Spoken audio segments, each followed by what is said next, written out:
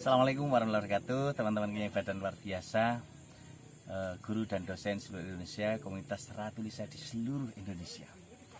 Teman-teman yang hebat dan luar biasa, dalam rangka mendukung implementasi kurikulum Merdeka tahun 2022 ini, tentu tidak bisa lepas dari peran guru dan dosen untuk bisa menghasilkan profil pelajar Pancasila.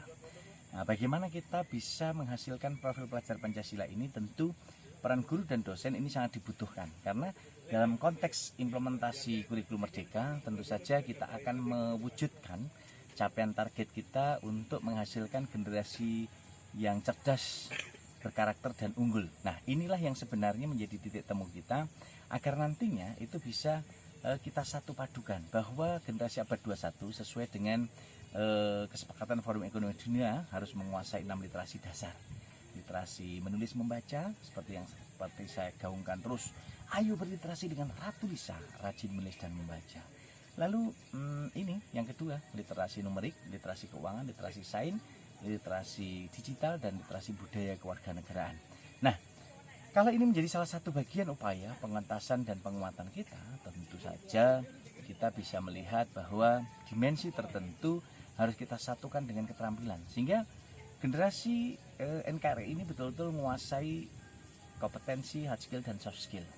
Dan tentu kalau hard skill itu sudah bagian dari pemberian Tuhan Yang Maha Esa, tetapi soft skill ini yang kita latih dengan formula 4C. Keterampilan berpikir kritis, kreatif, kolaboratif, dan komunikatif. Nah, ini menjadi salah satu bagian penting bagaimana kita bisa menghasilkan profil pelajar Pancasila yang tentu saja kita bangun dan betul-betul kita realisasikan. Satu, bagaimana kita bisa mewujudkan anak yang berakhlak mulia. Untuk menghasilkan anak yang berakhlak mulia tidak bisa sekali jadi seperti membalikkan telapak tangan. Tidak bisa. Semua by proses.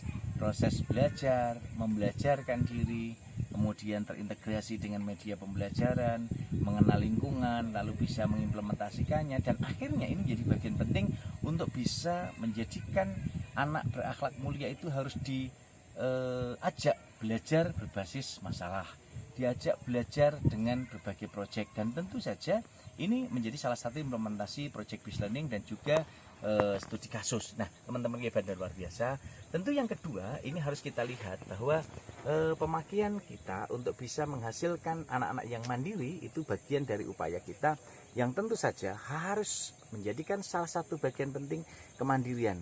Kita latih bagaimana mereka bisa belajar mandiri, kemudian bisa beraktivitas mandiri, membuat proyek-proyek mandiri, dan tentu saja ini menjadi salah satu bagian upaya untuk bisa mewujudkan kemandirian bagi peserta didik kita. Yang ketiga, tentu mereka harus kita ajak berpikir kreatif.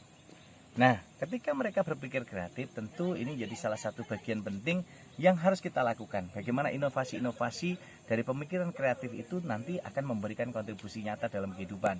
Entah itu basisnya digital, entah itu non-digital, itu harus kita latih dan kita ajak mereka. Dan akhirnya tentu saja akan bersinergi dalam berbagai sudut pandang. Nah, jadi yang keempat, kita ajak mereka berpikir kritis. Nah, kalau kita berpikir kritis, tentu saja ini mereka akan bisa mengkritisi berbagai hal dari hasil bacaannya, lalu diungkapkan kembali, dan tentu saja ini bisa kita lihat. Bagi contoh kita lihat Mas Marvan, kemudian Mbak Sisi, kemudian Mas Uya, ini menjadi salah satu bagian upaya untuk menyatukan kolaborasi, berpikir kreatif dan berpikir kritis dalam penulisan dan berliterasi.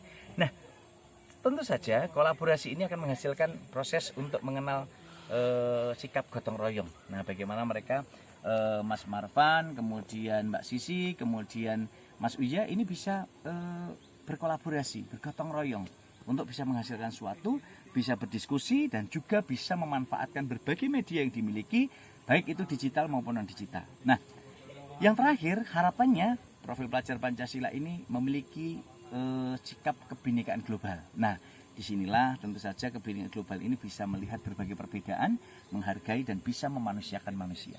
Jadi teman-teman hebat dan luar biasa, guru, dosen abad 21 yang tentu saja akan menjadikan salah satu pilar keteladanan, tentu kita untuk mewujudkan profil pelajar Pancasila harus kita lakukan secara bertahap.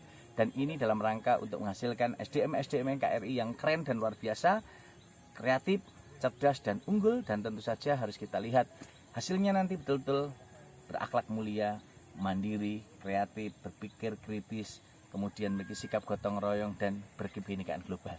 Inilah yang kita ajak mereka dan praktikkan, implementasikan dalam kampus kehidupan sebagai laboratorium kehidupan.